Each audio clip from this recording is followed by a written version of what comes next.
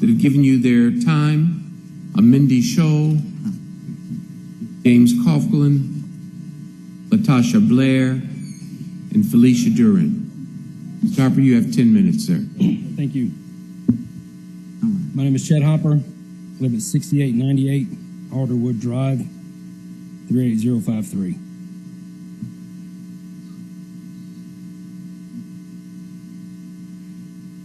Thank you for waiting, sir. Thank you for no. You don't start until you. Thank you. Let's give him our attention, please, everyone. All 5 of you left. Okay. Just a couple of things. Just observations, really. I've noticed over the past few days, ever since the tragedy and the murder of Memphis police officer Sean Bolton,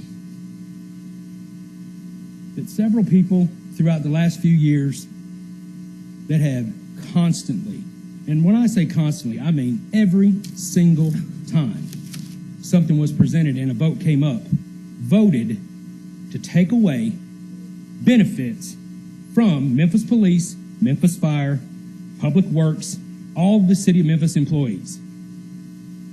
A couple of them decided to leave. That's probably a good thing. But I've seen everyone on TV supporting public safety.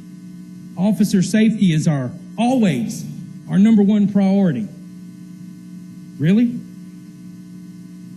Because I remember standing here and watching people who were being kicked off the insurance subsidy, begging and pleading not to do that to them because they were going to lose their house, lose their financial stability, and be put into ruin, while everybody played on their cell phones. That's how you care about public safety?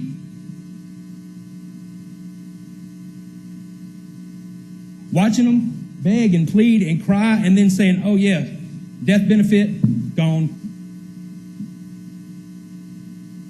Oh yeah, I know it was amended this morning. Thank you for that. A couple of years late, but I appreciate it anyway. The nasty part was taking it to begin with. Spousal carve-outs. Yeah, that's a good one too. It looks like the spouses of people who die in the line of duty will now be able to stay on their spouse's insurance and receive their pension benefits. What I'm unclear on is that for people who are vested? Wives who were carved out because their companies offered insurance? Or is it just for the ones who didn't get carved out because their companies didn't offer them insurance?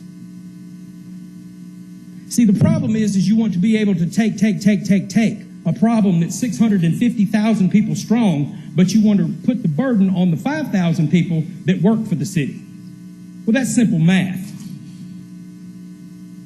It's not a logistics problem. It's not a math problem.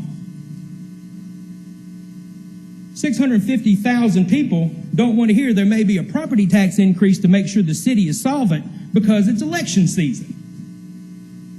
Because we don't do what's best for the citizens anymore as politicians. We do what we need to do to get reelected. Nobody wants to lose their job, especially if they don't have 7.5 years on. Someone tomorrow, God forbid, I hope never happens, but in the fire department or police department die in the line of duty, and they've been on the job 6.5 years. Does that spouse get their pension? Or are they only good enough to receive those benefits if they died after 7.5 years? Can we get the young man who was the surrogate for Hedgepeth to come back? Because I bet his mama taught him you're supposed to honor your public servants who give their lives for you gladly every day. They don't get rich. No one who is a cop or a fireman or somebody working in public works goes home in their $3,000 suit to their 30,000 square foot house and invite their chums over for the weekend. But they're expected to be the ones to completely fund the city's problem with money management? Really? I didn't cause the problem. personally, this right here today, I've been on 11 and a half years. My wife, her company offers insurance. Granted, the IRS defines family as everyone in the same household, so I wish you guys would stop using the word family and family plan and call it something else, since it doesn't include the spouses. So not only do you not get a break for taking your spouse off the insurance, you actually had a 25% increase to cover less people. Well, that's getting 2 10s for a 5. So whoever worked that out, that's pretty good. Good job. Good on you. It's still awful. Because now my insurance goes up $100, and my wife, because she works at a small private school, her insurance is to the tune of $450 a month just for her. Now, as a man, do I let my wife not have health insurance? Would any of you? I highly doubt it. So what do you do? Where do you cut? The 4.6% that we got back after several years, that was only supposed to be 1 year by the contract, is already eaten up now with surcharges this and spousal carve out this and, oh, there's a 2% raise coming. Well, every union dues are going up, everything's going up. There's never any real raise. There's never any real extra money. But when the city needs something, they sure are, hey, those City of Memphis employees, we should take, 5% of their pay. We'll tell them we'll give it back to them in a year and really keep it 2 or 3. They won't care.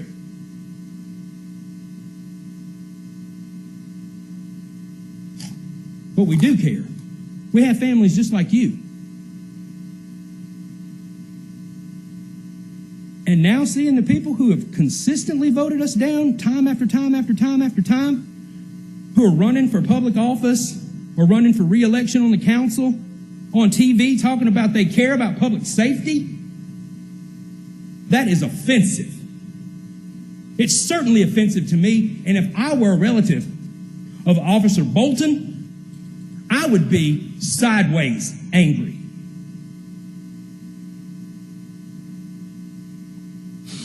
I have had some contact with the family, and I know I can't keep everybody from doing it. But I would ask one thing, not for me. The people who have constantly voted to take that man's insurance, pay, benefits, health care, everything, please do me a favor. And just because the news cameras are going to be there Thursday at his funeral, do not show up trying to get there and be on TV because you're running for re-election or you're running for office. Do not do it to that family. Do not cheapen the burial of an American Marine and hero by showing your two-faced self at his funeral. That's all I've got. Thank you, sir. Ms. Kathy Hurley.